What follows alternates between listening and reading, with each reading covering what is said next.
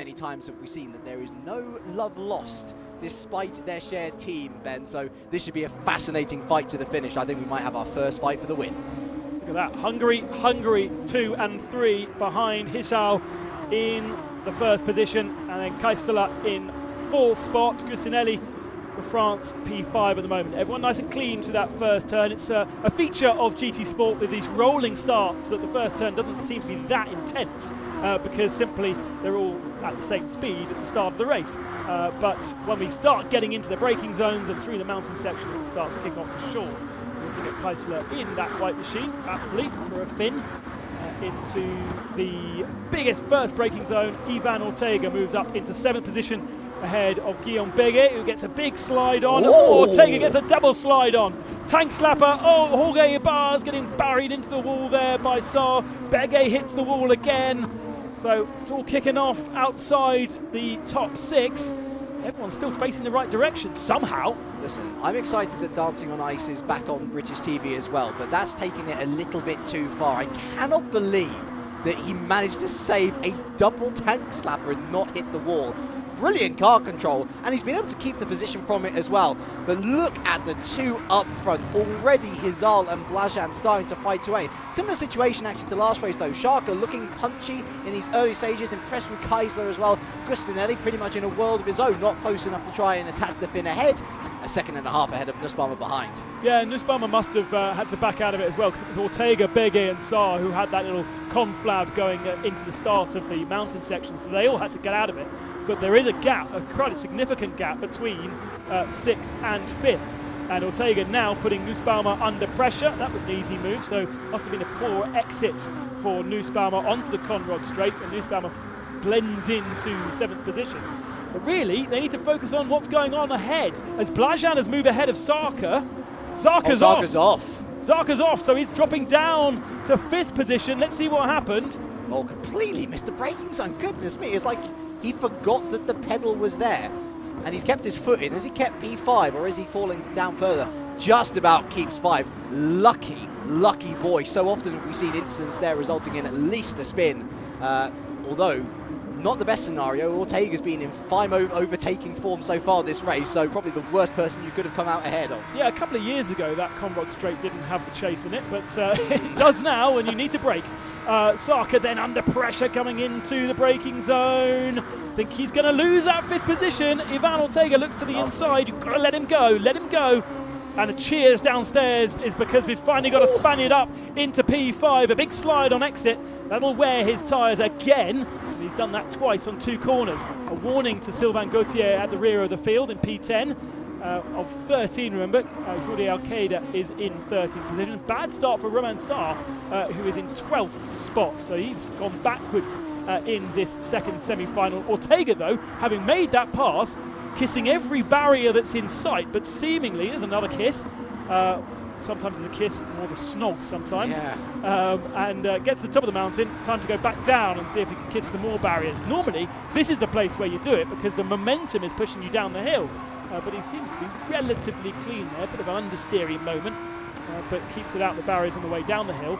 Interesting that Zarka has been so strong at the head of the field, but has no answer to Ortega at the moment. Big slide again. He's not going to have any tyres by the end of this. I don't know what's getting me more steamy at the moment, the heat or his driving and car control. That is, once again, an outstanding save, but surely, if anyone in this field is going to be pitting, it's going to be him, and he might be suspect to losing that P5 once again to Shark, who flies up the inside. But Ortega's got the inside line, though. He stayed just about on the outside. Well defended. And a bit fierce, a bit muscly on the exit there. Pushes Zarka off, and Nussbaumer takes advantage. But he just kept the overlap, and that was sensible driving from Ortega. Whether race control will be a little bit furious with that depends on how angry they're feeling today. Perhaps how many beers they had last night as well. But and if they haven't had lunch as well, that can also upset race control, especially if they're French. It upsets me, honestly. Like, I'm not a happy boy when I'm hungry. But yeah, to be fair, I thought it was fair. Again, look at it from a different angle would probably be decent, but right now we need to focus on this battle between P6 and P7 because Sharka's going to be, he's been falling backwards this entire race and chucks it up the inside. on the ascension once again, and he's back up into P6. Really nice, really smart move. We're already halfway through this race though, Ben. So much action. I wasn't expecting so many overtakes at Bathurst. Oh, that's massively understeering. Yeah, we're going to see another one now. He's going to lose that position again. Nussbauer goes back round the outside. He just didn't quite hook it up, get on the line. Oh, hello. Oh, but Nussbauer has been forced wide. He's now in the Lovely. wall. And back round the outside goes Zarka. There wasn't any contact there either. No. That was simply just, I'm still here, dude. You can't turn in. And Nussbauer drops back down to 7th, but Zarka just didn't hook up the entrance to the mountain section at all. And you just see the car push, push, push. Ooh, battle on for P3 here. Kaisela under pressure from Gusinelli. Yeah, at this point, the TRL boys have checked out.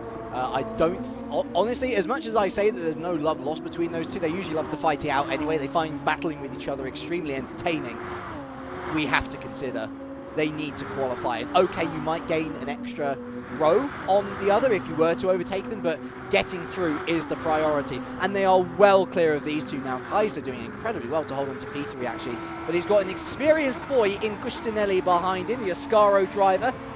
Just watching brief, and I think he's just trying to sum up where his best chance at an overtake is, because certainly into the chase, that's the best opportunity, especially on lap 5 when there's not much chance to fight back. The only real opportunity is Murray's Corner, which we're going through now.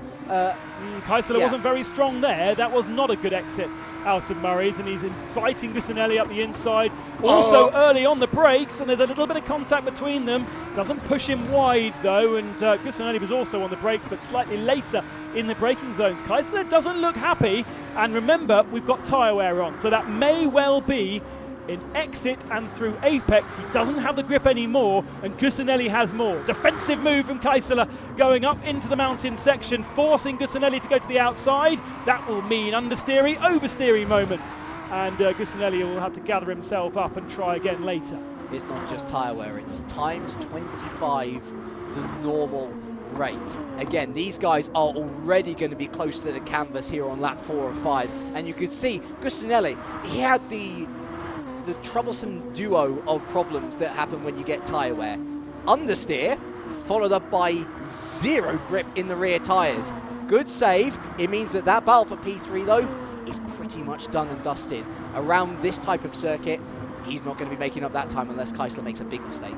Only a second between Hisala and Blajan at the moment, but presumably Hishal is just biding his time and taking it easy towards the end of the race, not trying to push too hard. This is about conserving the tyres to the end of the race as well, and we've already seen the struggles that Gusinelli has with his car, and Kaisela for sure was also struggling, but not quite as dramatically. They're going to go through though. Ortega's going to go through as well in P5, the Spaniard. Zarka is not. He's outside of the cutoff, and he will need his mentor to put him through.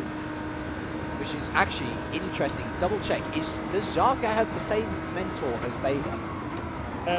Yes. Oh boy, that is a choice.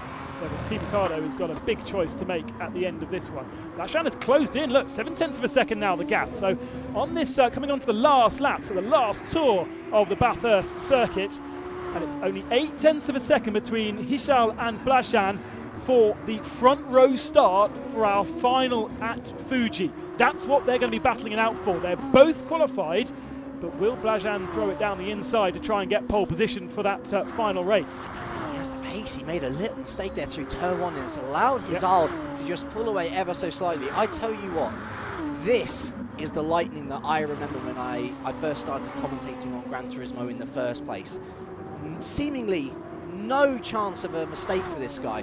And at this circuit as well is particularly important because many would argue it was here in the Nations Cup where his inconsistent form began. He was fighting for a podium, he made a massive mistake on the exit of the chase, went into the wall. He didn't lose out too badly, he was still inside the top 10, but it was the first sign that lightning was beatable.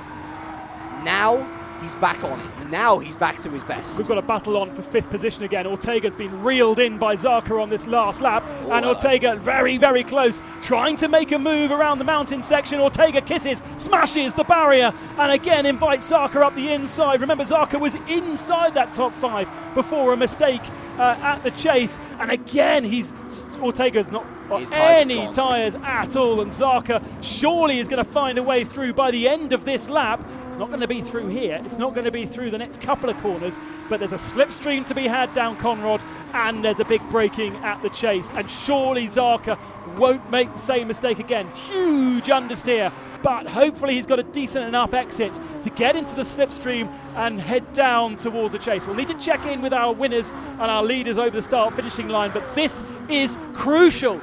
One position will put him automatically through into the final, but at the moment Zarka is not going through the final. Puts himself on the right-hand side of the circuit. Ortega tries to stick it out on the left-hand side. It's the inside line for the next one. Contact, contact, contact. They're both off the track. Who's going to benefit from that? Is Nusabauer going to go through? Hisal will, Blashan will, Kaisela will, Gusanelli will, and Nusabauer is going into fifth position. Zarka in sixth, and Ortega in seventh. We're going to see fireworks down there at the end of this race. Wow. The Austrian makes it into fifth position. Ortega misses out and Zarka misses out. Hopefully there's not too much anger down there